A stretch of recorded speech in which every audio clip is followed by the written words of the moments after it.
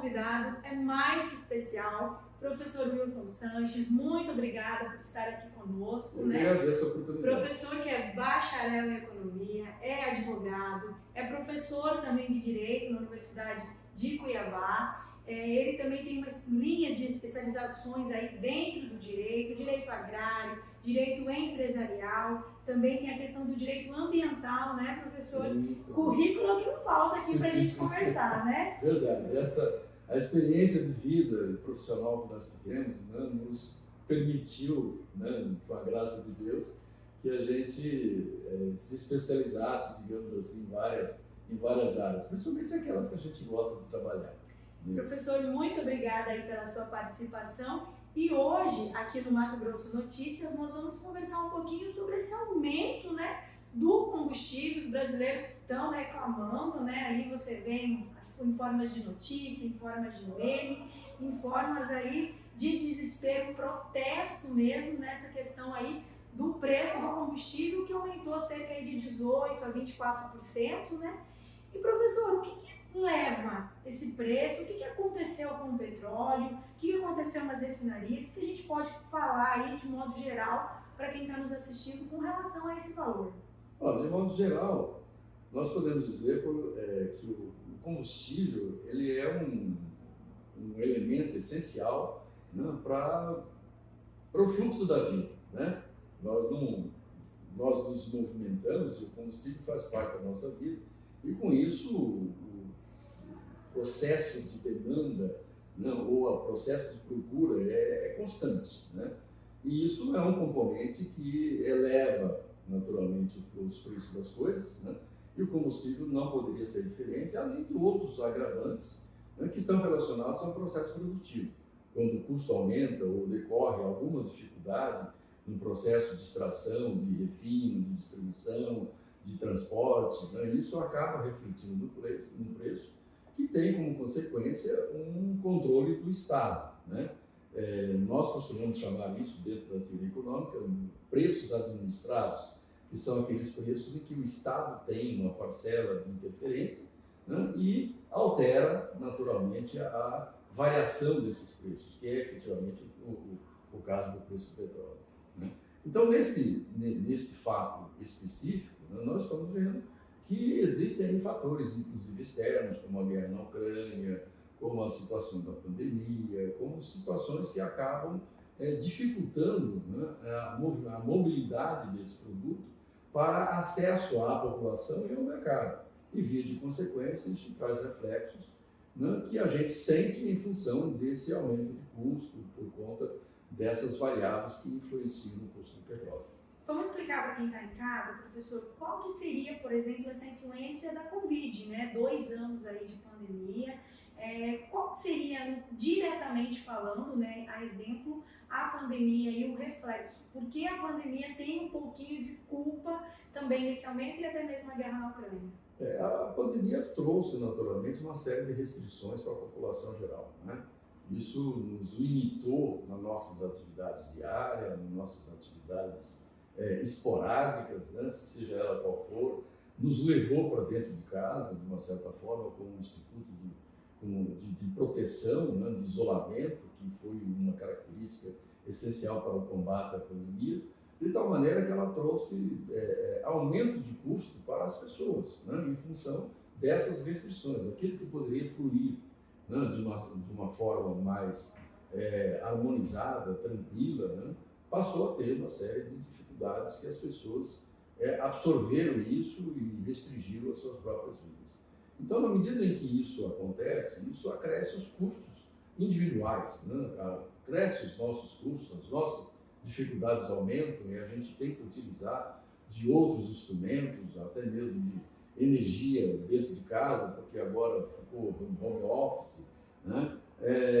Limitação em termos de transporte, porque tem que tomar cuidado de se aglomerar. Então, são uma série de consequências que acabam limitando as pessoas e fazendo com que elas tomem atitudes diferentes daquelas que são os seus hábitos normalmente ligados, inclusive, a um conforto maior e um menor custo na sua movimentação, né?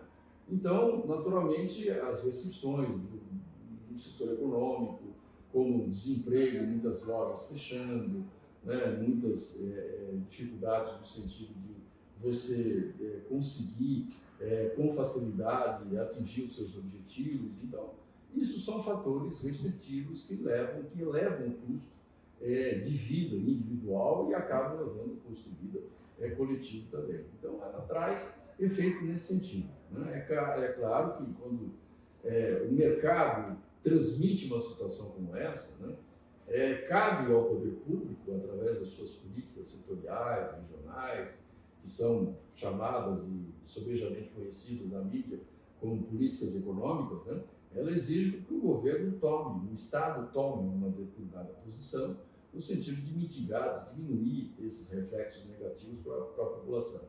E muitas vezes isso não acontece com muita celeridade.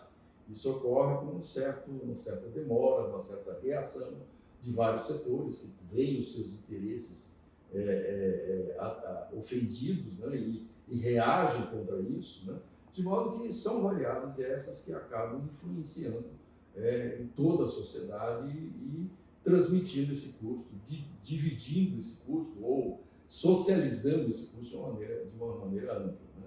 Então, nós tivemos, e o reflexo ficou claro, porque nós estamos vivendo momentos inflacionários, qualquer movimentação do setor produtivo reflete na economia como um todo, né?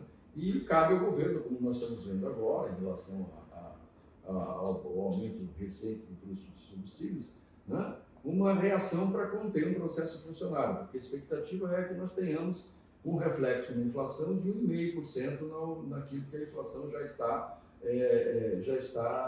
sendo a nossa realidade, né? Então, é preciso que haja uma mobilidade, uma medida, né, no sentido de diminuir esse reflexo inflacionário, né? E qual a forma mais comum que o Estado usa para poder combater um aumento de preços ou um processo inflacionário? É você aumentar juros para diminuir a quantidade de moeda em circulação, que é uma variável de pressão, né? Quando a sociedade tem muito dinheiro, ela tem muita vontade de comprar. E quando ela tem muita vontade de comprar, ela vai direto nos seus fornecedores, no seu comércio, e quer comprar, e há uma disputa, uma concorrência, e o preço acaba aumentando por conta disso. Então, qual é o caminho que normalmente se utiliza nas regras de política monetária e política fiscal, né? É você reduzir a quantidade de dinheiro em circulação, né? Ou você aumentar os impostos para diminuir a quantidade de dinheiro em circulação para que essa pressão diminua. E, via de consequência, você não tendo pressão, o custo ou o preço não se eleva. E o preço não se elevando, há um ajuste na economia no sentido de procurar baixar esse preço. Então, é um mecanismo de você segurar esse processo inflacionário, que é o que nós estamos vendo agora. Houve recente aí, né, um acréscimo na taxa de juros, e é claro que isso acaba refletindo, no primeiro momento, na sociedade como um todo também. E aí é onde mas devagarinho vai se ajeitando. E aí onde a população, muitas vezes, aí, sem entender esses procedimentos, acaba culpando o governo, o governante... Sim, aí tem o lado político, né? O lado político, evidentemente, alguém deve ser responsável, né? Alguém deve ser responsável por isso, né? Quer dizer, e quem é esse alguém? Esse alguém é o Estado, né? Cuja personificação é transmitida pelo governo, né? Então, é o governo atual, né, que se responsabiliza por ações que são eficazes ou não. Ao mesmo tempo, precisam ser tomadas não só as medidas de contenção monetária, como essa que nós falamos agora, aumento da taxa de juros, aumento dos impostos, coisas nesse sentido, né? Mas também você precisa correr para o outro lado, né? Você precisa incentivar o processo produtivo, né? Via de consequência, os bancos, o próprio Banco Central deve facilitar o acesso a financiamentos para que você tenha, do lado empresarial, as condições de aumentar a produção das coisas. E, claro, né, com uma diminuição de custo, porque não se pode, ou a população não teria como pagar preços mais elevados. Então, o que você tem que fazer? Tem que reduzir custos, né? Então, na medida em que há uma linha de crédito para que o setor produtivo possa conter o processo inflacionário com o aumento da produção, né, as coisas começam a melhorar. Só que isso leva tempo para que haja a mobilidade, para que a dinâmica realmente possa acontecer. Então, no primeiro momento, a gente sente esse reflexo mesmo. Aumentou o preço, a gente está sentindo aumento de preço no mercado, né? A gente vai no supermercado e o preço das coisas estão alto, muitas vezes de um dia para o outro mudou. Né? Até o atacado está caro. Até o atacado, o atacado está quase no mesmo sentido do varejo. Exatamente. Né? Então a gente percebe isso e fica preocupado, porque na verdade o processo remuneratório ele não cresce da mesma forma. Né? O salário não cresce no mesmo nível que aumenta o preço nas gôndolas dos supermercados. Né? Até porque se o salário aumenta, quem é que paga o salário? É o empresário. Aí o empresário faz o quê? Ele transmite esse custo para o preço do produto. Que né? vai E aí vira uma bola de neve, né? Vira um círculo vicioso, como se diz, inclusive, na economia. Então esse círculo vicioso é que precisa ser quebrado. Né? Mas a forma que a economia tem para quebrar esse círculo vicioso é a produção. Nós falamos muito agora eu vou falar um pouco tecnicamente, mas tentando explicar, né? Numa fórmula, né? Na economia que é chamada de teoria quantitativa da moeda. Né? Então você tem de um lado, né, a quantidade de moeda, que é inclusive uma sigla que se fala M, né? Em economia, né? Que é a moeda, né? A velocidade dessa moeda, ou seja, como essa moeda circula, qual é o fluxo dela, né?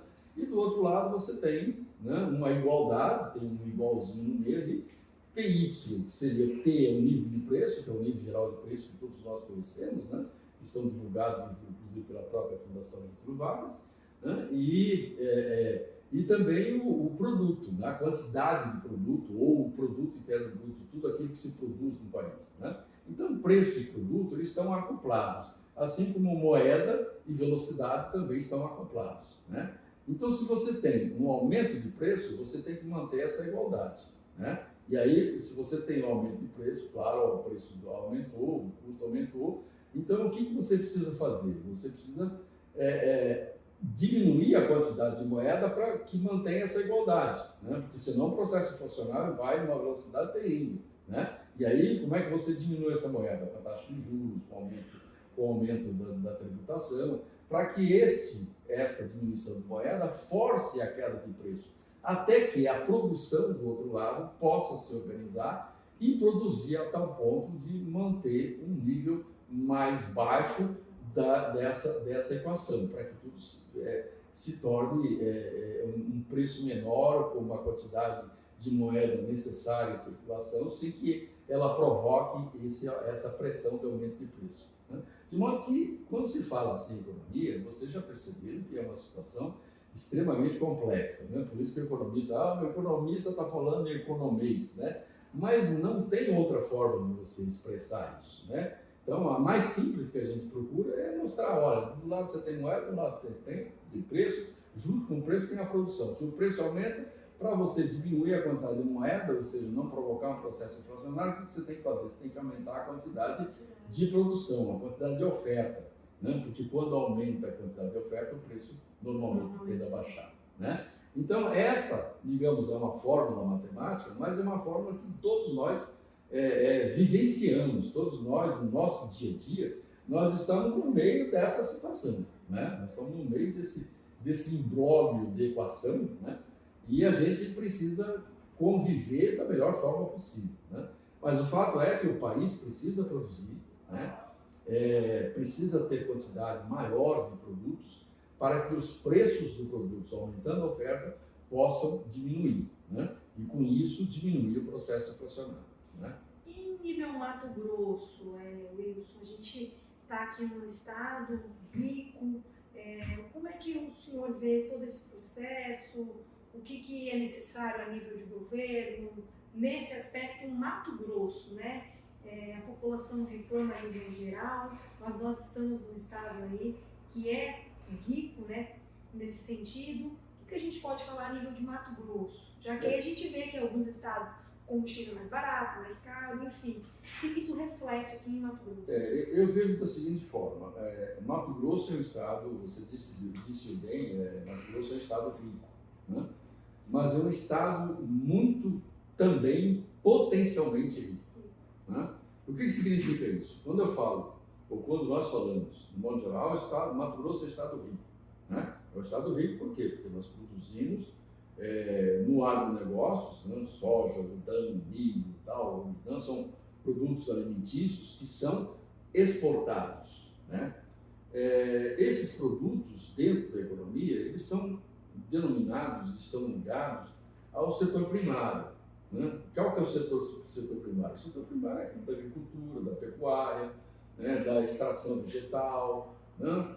São setores que ainda não estão industrializados, porque se industrializados passam para o setor secundário, né? que é o setor industrial, né? Que é o processo de transformação, é pegar tudo aquilo que é produzido no setor primário e transformado em produção no setor secundário. Né? Então, até que se chegue isso, Mato Grosso não tem uma estrutura, digamos, competitiva, né? No sentido de processar, industrializar tudo aquilo que produz.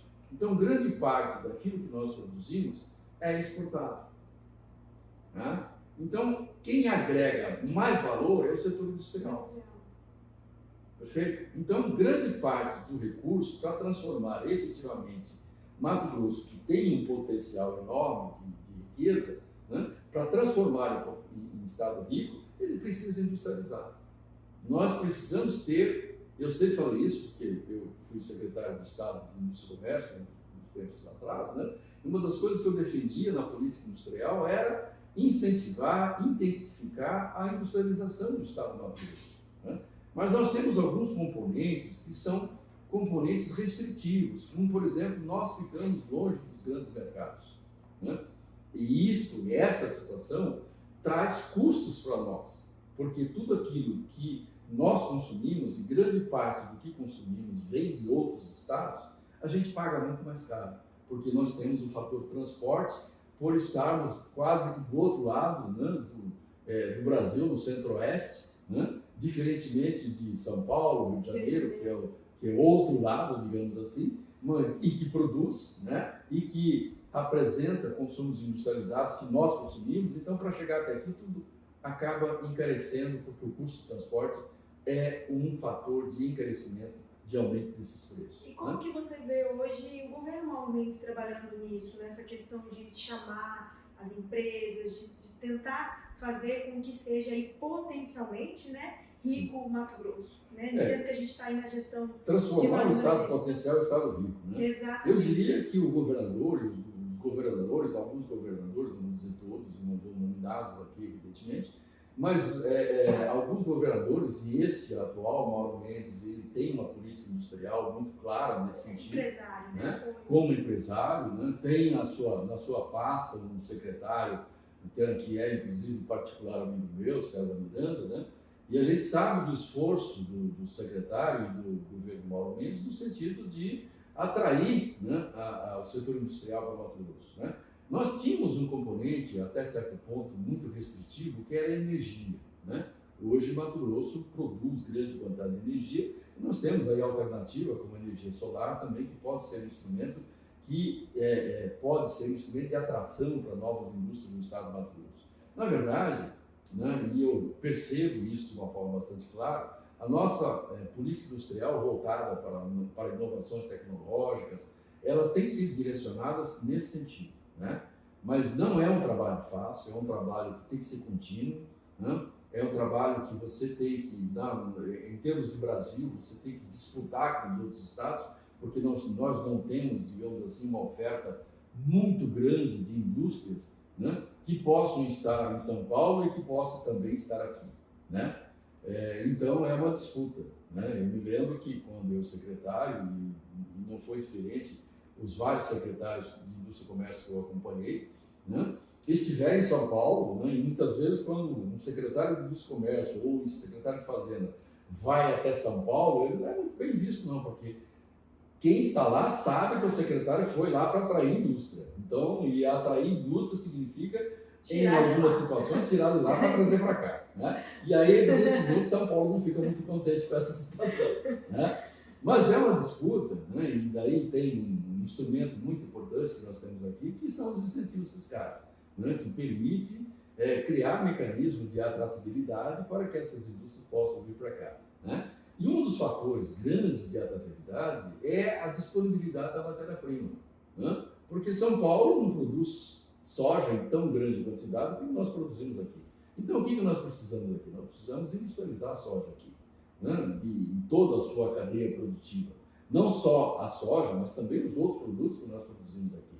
Né? Nesse sentido, nós vemos que os empresários, eles são muito, digamos assim, no bom sentido, agressivos em termos de investimento, né? Nós temos grandes empresários no estado do Mato Grosso, no setor de carnes, no setor alimentício, de produtos da agricultura e também da pecuária, né? Então a gente vê que há uma disposição muito grande no sentido de industrializar aquilo que nós produzimos. E é esse o caminho, né? É esse o caminho. Agora, nós precisamos começar a trabalhar em outros setores de inovação tecnológica para que nós tenhamos um valor agregado muito maior do que aqueles que são agregados por esses setores básicos que nós produzimos matéria-prima aqui, né? E aí vem a dificuldade, né? Por quê? Porque muitas vezes nós não temos oferta de tecnologia suficiente para poder ser um instrumento de atração para grandes empresas, como empresas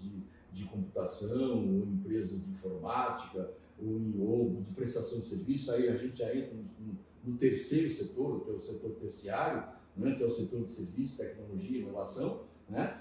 Então, isso a gente ainda falta um pouco, porque a nossa educação ainda está aumentando. Nós não temos grandes universidades tecnológicas aqui ainda. E a gente precisaria ter isso, né, para que nós sejamos realmente uma atração para as empresas. Porque as empresas que querem, ou que podem investir aqui, elas vão ter que se utilizar de mão de obra especializada. E fica muito mais difícil você atrair um técnico de alto nível de São Paulo, né, para vir aqui para Mato Grosso, né? Por quê? Porque Mato Grosso não oferece ainda um nível elevado de tecnologia, de inovação tecnológica. Estamos caminhando para isso. Um grande esforço tem sido feito, principalmente pela Universidade Federal e por algumas universidades nossas aqui, né? Na área de tecnologia. Estou falando especificamente na área da tecnologia, né? Então a gente precisa intensificar isso. A gente precisa criar centros tecnológicos, a gente precisa criar distritos industriais tecnológicos, né, para que estes possam atrair as universidades dessa área, né, atrair pessoas que estejam querendo estudar nessa área, né, e as empresas que possam se utilizar da tecnologia gerada pelo setor acadêmico, pelo setor educacional. Uma coisa interessante e importante a gente destacar, né, o assunto para quem aí está pegando essa entrevista no meio, é a questão dos preços do combustível, que teve um aumento, né? As pessoas aí estão muito preocupadas com esse aumento e a gente conversando sobre isso, chegamos aí à questão da tecnologia, que a gente precisa explicar isso, professor, é importante destacar que tudo isso é uma cadeia, né? Sim, quer dizer, a gente começou falando da pandemia, da guerra na Ucrânia, chegamos aqui em Mato Grosso, incentivos fiscais, tecnologia, quer dizer, para uma coisa estar funcionando, né, equilibradamente, todas as outras também precisam estar nesse contexto. Na verdade, isso tudo faz parte de um sistema, né, que a gente não pode ignorar, né, e esse sistema ele tem que trazer resultados, né. Para movimentar esse sistema, né, eu acho que o Mato Grosso está no caminho certo, porque nós temos gerado costumeiramente grande quantidade de investimentos, né? Esses investimentos no primeiro momento, né, e esse é um esforço que os governadores têm feito, e o governador Mauro Mendes está nessa linha também, né, faz com que o setor financeiro passe a ter um interesse por Mato Grosso. E, nesse sentido, comece a oferecer linhas de crédito para atrair indústrias para cá, para atrair outros setores produtivos, né, que possam instalar em Mato Grosso. Mato Grosso tem efetivamente um potencial de riqueza muito grande, né? E isso eu tenho falado já há algum tempo, os secretários de Indústria e Comércio, os governadores falam sobre isso, os secretários de Fazenda também. A gente vê que Mato Grosso está muito bem financeira e economicamente, né? O esforço que tem sido feito é de acelerar esse processo, para que os setores de projetos produtivos possam enxergar aqui grandes oportunidades e aqui se instalar. né? Nós temos grandes mecanismos, nós temos um mecanismo muito importante aqui, que são os distritos industriais, né? Que precisam continuar sendo incentivados, né? As políticas de incentivo, elas precisam ser continuadas nesse sentido para poder atrair indústrias de outras regiões e, por que não dizer, também de outros países, né? Porque nós temos aqui um potencial muito grande que nós não exploramos ainda. Eu vou falar um pouquinho a respeito da internacionalização, né? Se falou muito, uns tempos atrás, da integração latino-americana, se falou muito da busca de mercados, como, por exemplo, na Bolívia, Paraguai, Chile, Peru, não, os demais países da América Latina, que representam um potencial de consumo extremamente bom para Mato Grosso, e nós precisamos aproveitar isso, né? Então, nós precisamos voltar um pouquinho, e já se falava há um tempo atrás, né? Voltar os olhos para o Pacífico, no sentido de que nós podemos também, atravessando o Pacífico, porque nós temos do outro lado que atravessar até chegar a São Paulo e atravessar o Atlântico, né? O Pacífico acaba ficando até um pouquinho mais perto da gente, né? E atingir os países, né? Como o Japão, como a China, né? Fica mais fácil a gente trabalhar, a gente enxergar essa potencialidade e trabalhar isso, né? E destinar um setor que esteja voltado para esse lado e a gente explorar isso com mais produtividade, com mais economicidade, né? Então, esse é o instrumental, né, de estratégia que a gente precisa definir, a gente precisa voltar. Eu sempre defendi que Mato Grosso precisa ter uma política internacional, né, no sentido de ampliar a relação com esses países visando o outro lado do Pacífico, né? Então, isso é um setor que a gente precisa ainda incentivar com mais velocidade, com mais celeridade, com mais entusiasmo, né, para que a gente possa aproveitar melhor os recursos que podem vir da exportação para esses países. Não tem como falar em economia sem falar de política também, ainda mais Sim. nesse ano, né, eleitoral que a gente está vivenciando aqui, 2022. Esse aumento de combustível, toda essa questão de trabalhar por estado, como a gente estava comentando agora de Mato Grosso, quais os reflexos disso, professor, para as eleições ou nas eleições agora de 2022, eleições presidenciais, o governo, direita, esquerda, uma guerra aí que não tem fim também, mas quais os reflexos disso para o atual presidente e de repente aí para quem vai concorrer, né? Junto com ele aí, contra ele, o que isso pode se beneficiar, o que a gente pode falar um pouquinho dessa questão?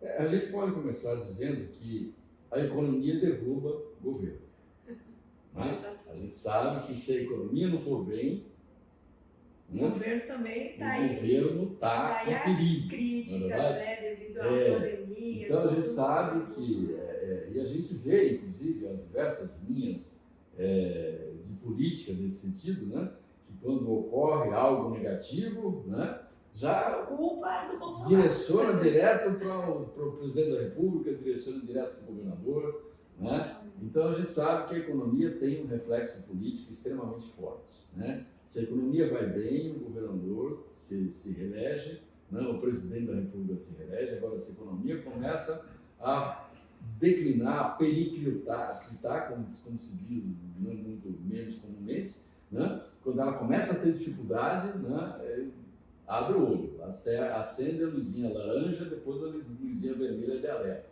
né?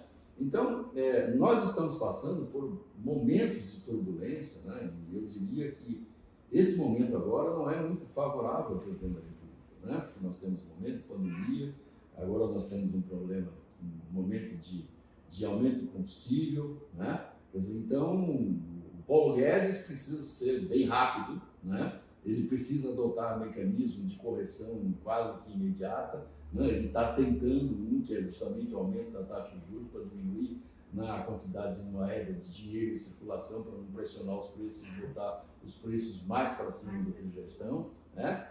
Mas eu vejo o seguinte, eu acho que duas coisas são muito importantes em qualquer país. Uma é a educação, né? Outro é você acompanhar, você apoiar o processo produtivo. O Brasil, de modo geral, e eu sou favorável, e discorde de mim aqueles atuam nesta mesma linha, mas eu acho que nós temos um componente extremamente negativo dentro do Brasil, que são os impostos. Nossos impostos são muito elevados. Quero ver quem vai discordar, Né? senhor. Nossos impostos são muito elevados. Nós precisamos urgentemente, né, de uma política tributária. Né? Só que mexer na política tributária é reduzir receita do Estado. E reduzir receita do Estado tem uma série de componentes, digamos, que são repercutidos em vários setores, principalmente no setor político. Né? Então, quem poderia, né, alterar as alíquotas dos tributos que nós sofremos hoje, né, é o setor político, né, que são remunerados pela mesma máquina. Né? Então, há naturalmente uma reação negativa nesse sentido. Né? E aí, todas as vezes que nós já vimos esse filme várias vezes, né, que há uma proposta de redução tributária, de redução de impostos que vai encaminhada ao Congresso, né, aí fica lá dormitando, passa por uma série de comissão disso, comissão daquilo, né, passa, e acaba, não vai dar tempo de votar. Aí acabou o ano, vem o ano seguinte, vem outra coisa. Né? E aí a política tributária permanece sempre a mesma. Né? Na verdade, o país precisa reduzir o seu custo de administração, né? Custo da administração pública, precisa ser reduzido isso. Precisamos ter mais racionalidade, mais efetividade no setor público. Né? A gente precisa ter a consciência de que nós precisamos adaptar a máquina pública nossa às necessidades do povo brasileiro, sem que haja excesso, para que você tenha mecanismos para reduzir custo e, via de consequência, né, começar a pensar na redução de imposto. Né? Porque esse imposto, ele reflete na população, ele reflete no empresário, e o empresário, para poder se manter, né, ele não vai assumir esse custo, ele transfere isso para o produto e transfere para a sociedade. Então, o nosso custo de vida, né, fica mais elevado e nosso atingimento da qualidade e bem-estar fica aquém daquilo que nós desejamos. Né? Eu acho que isso é um fator fortemente restritivo para o Brasil. A gente observa isso em vários outros países, que você tem uma política tributária mais racional, menos agressiva, menos alta, né? E a população convive mais facilmente dessa forma. É preferível você tributar todo mundo a um valor de alíquota mais baixo do que você tributar poucos, né, a um valor de alíquota elevado. Né? Então, é preciso haver uma democracia tributária, no sentido de você reduzir o custo da administração pública, o custo do Estado, né?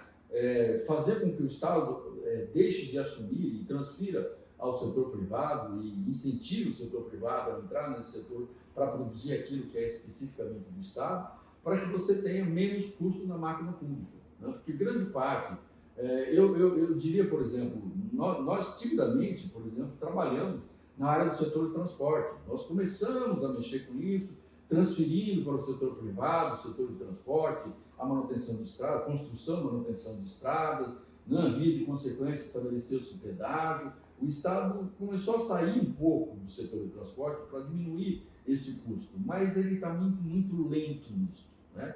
Então, quando se fala, e aqui eu vou tocar no outro calcanhar de Aquiles, né, que é justamente a privatização, quando se fala em privatização no país, né, parece que o mundo vai acabar. Gente, nós precisamos ser mais racionais nesse sentido. Né? Existem setores que precisam ser privatizados, né? Porque isso faz diminuir o custo da máquina pública. E, via de consequência, o Estado vai ter menos necessidade de dinheiro. Via de consequência, o Estado pode abrir mão de impostos e, com isso, diminuir e viabilizar uma política tributária. Né? Então, nós precisamos começar a ser mais modernos, né? A pensar mais no social, na sociedade como um todo, para que a gente possa realmente incentivar os nossos parlamentares a tomarem atitudes efetivas no sentido de beneficiar a população e não ficar, muitas vezes, não são todos que pensam dessa forma, mas muitas vezes alguns pensam com o próprio umbigo, né? Pensam nele, né? Mas tem que começar a pensar um pouco mais na sociedade e ver aquilo que é de benefício para a sociedade. E se o país adotar uma política racional, não vou dizer que, vamos privatizar tudo, por exemplo, quando se fala em privatizar a Petrobras, parece que o mundo vai acabar, né? Quer dizer, no entanto, você tem a Inglaterra, você tem os Estados Unidos, as empresas exploradoras e distribuidoras de petróleo estão aí em todas as áreas, né? Por que não pode entrar no Brasil? E com isso diminuir o custo que a Petrobras está aí, inclusive foi objeto, inclusive, de exploração, de corrupção muito forte nesse país, que está se pagando esse custo até hoje, né? Então, o Estado tem que começar a ser mais racional no sentido de sair de determinados setores da economia, né, e dar a vez ao setor privado para que o setor privado, com a sua eficiência, o setor privado busca isso, a sua produtividade, ele possa oferecer o mesmo serviço ou até melhor que o Estado esteja oferecendo hoje, né? Talvez se nós tivéssemos a Petrobras na mão do setor privado, né, nós não teríamos essas dificuldades que nós estamos tendo hoje, né? Professora, isso é uma reflexão que eu faço, gente. A internet não perdoa, né? A gente vê aí inúmeros memes, inúmeras situações aí voltadas a essa questão do aumento de combustível, alguns pedindo a volta da Dilma, quando os preços de combustível eram aí na faixa de 2 e pouquinho, né? Enfim. Mas em que situação, para a gente explicar para a população, né, que está nos assistindo, para quem está nos assistindo, em que momento pode haver essa interferência de fato? Se de um lado a culpa não é, de um lado a culpa é do Bolsonaro, falando, né, em questão de gestão atual, de outro lado a culpa não é do Bolsonaro, né? A gente não pode, pelo menos ele busca tirar a culpa dele. Não, a culpa é dos governadores, que ficam cobrando imposto. Exatamente. A gente, nesse nosso bate-papo aqui, a gente viu que tem várias situações aí que fizeram, né, que esse aumento acontecesse. Mas com o poder, né, do nosso presidente, em termos aí de lideranças políticas e tudo mais, qual seria o papel dele nesse sentido? Então, para a gente explicar, não defendendo nenhum dos lados, mas tentando fazer com que quem está em casa entenda, né, nesse sentido. É saudade da Dilma por sentir saudade, por ser da esquerda, ou é essa questão aí de defender o atual presidente, enfim?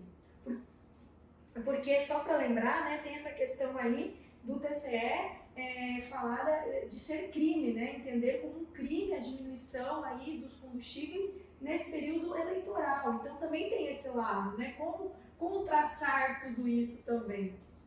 Bom, existem vários componentes, né? A gente sabe disso, que esses componentes, né? E eu citaria o seguinte: politicamente falando, quer dizer, o presidente muitas vezes ele mesmo se coloca numa posição de que ele não quer interferir na Petrobras, né? Que a Petrobras é uma empresa, embora seja uma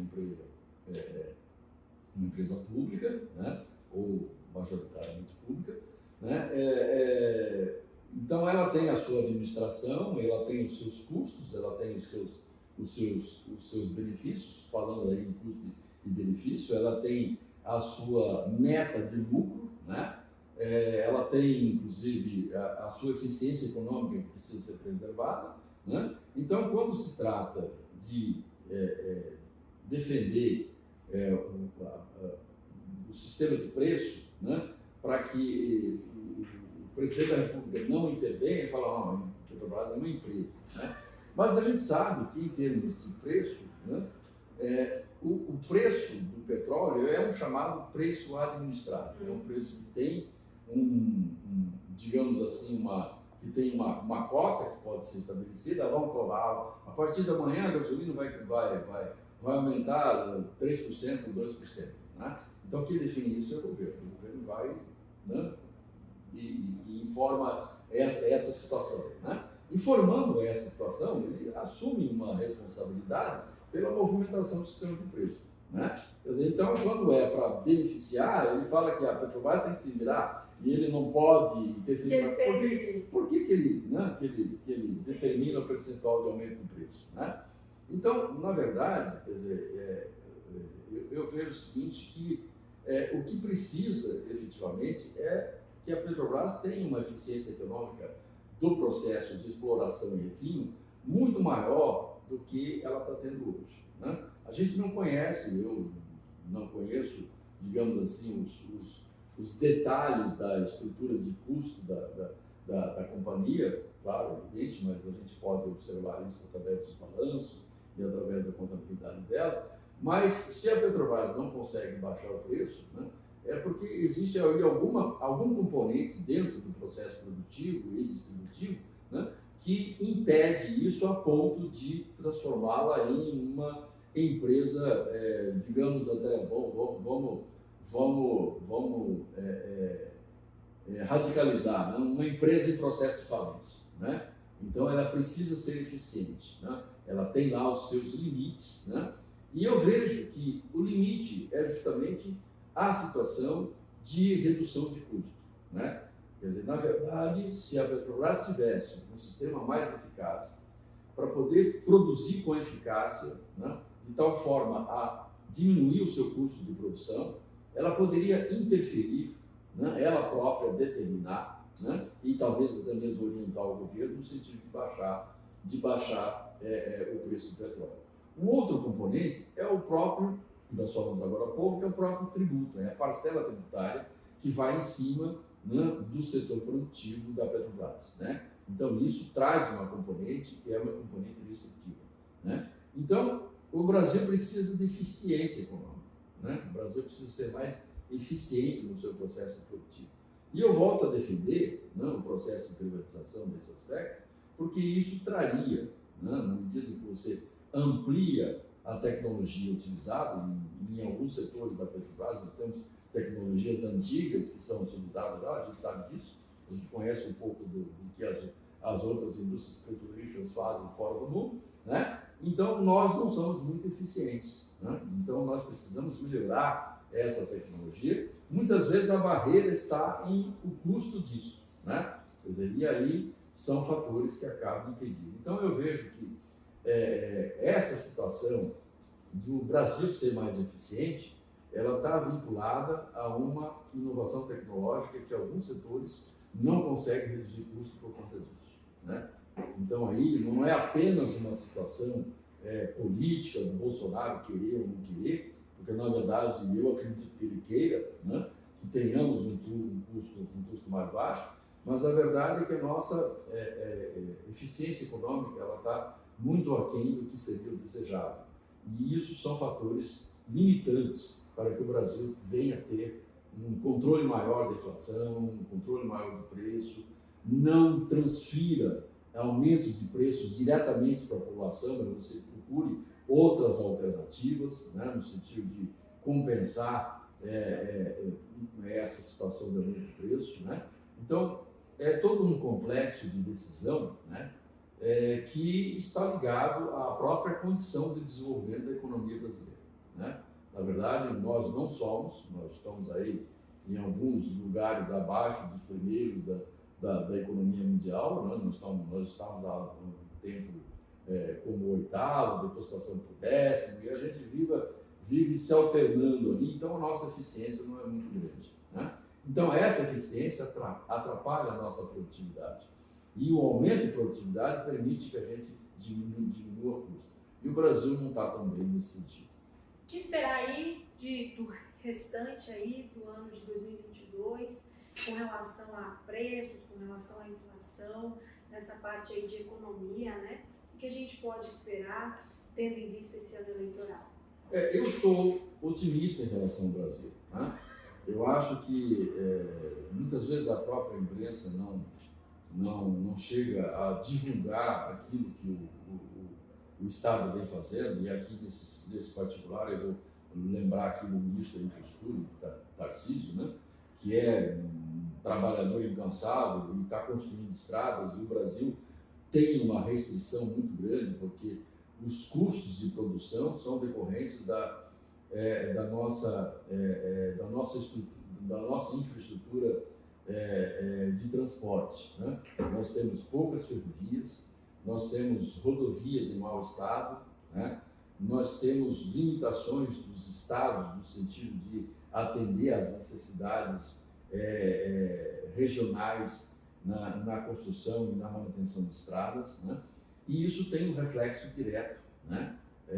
No custo, né, dos produtos que chegam à nossa mesa, né?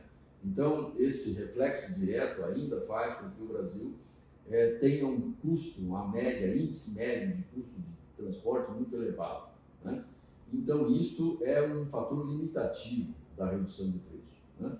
Mas, na verdade, é que a gente vê o esforço do Ministério da Infraestrutura no sentido de construir estradas, de construir portos, de mudar um pouco a política, e o Brasil deveria incentivar mais a política ferroviária e também a política hidroviária, e aí tem a componente ambiental, que é uma componente também limitativa, que a gente precisa flexibilizar um pouco mais, é claro, sem prejudicar o meio ambiente, né? Mas a gente não precisa ser radical, né? A gente precisa ter mais compreensibilidade, mais estudos técnicos para que não, para que a intervenção no meio ambiente ou a construção de mais estradas, como a construção de pequenas centrais hidrelétricas, não venham a limitar o processo de desenvolvimento brasileiro. Nós precisamos encontrar aí um equilíbrio entre produção e sustentabilidade do meio ambiente. Nós precisamos aquilo que a gente comumente chama, né, que é o desenvolvimento autossustentável. A gente precisa trabalhar isso com menos radicalismo, com mais flexibilidade, né, para visualizar um Brasil que precisa produzir, né, e que nós temos riqueza sim, mas enquanto essa riqueza ficar debaixo da terra, enquanto ela ficar no mato, né, enquanto ela não ser transformada, não vai adiantar nada, né? Eu há muito tempo, eu tenho tempo, né? Eu tenho tempo de vivência, né? Eu ouço, né? O Brasil é um país potencialmente rico, é a nação do futuro. Só que esse futuro nunca chega, né? E nós continuamos a ser muito mais potenciais, que foi isso na nossa conversa, do que né? de fato. Muito mais potenciais do que de fato nós somos, né? Então a gente precisa mudar um pouco a nossa mente, voltar, né, mais para a necessidade da população, da sociedade, né, ver que nós precisamos produzir com vontade, né, retirar aí os tapumes de limite das nossas decisões na nossa mente, né, para que o país realmente possa crescer e a gente possa, digamos, abrir a porteira do desenvolvimento, né? Nós estamos abrindo a porteira muito devagar, né? Então nós precisamos ser mais compreensivos e flexíveis para poder enxergar possibilidades efetivas de desenvolvimento no Brasil. Professor, a nossa conversa está muito boa, mas muito obrigada aí pela participação. Eu que agradeço a oportunidade. Vamos deixar aí esse assunto também, né, no decorrer aí desse ano. A gente volta a falar, né, se for necessário. Obrigada pela sua participação aqui no Grupo RDM, no Mato Grosso Negócios.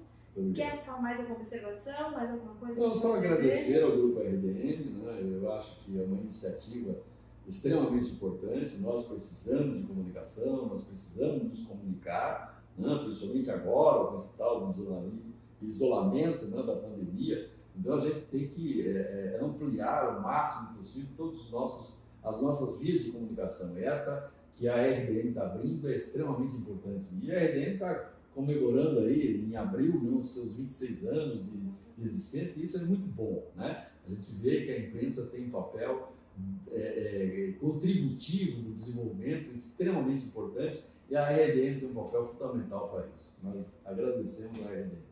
Muito obrigada. E agradecemos particularmente a você. Obrigada, obrigado pela sua simpatia e inteligência. Obrigada. E muito obrigada pela sua companhia. Esse foi o Mato Grosso Negócios. Nós conversamos com o professor Wilson Sanches. Fique ligadinho aqui conosco que a qualquer instante nós voltamos com mais assuntos. Grande beijo!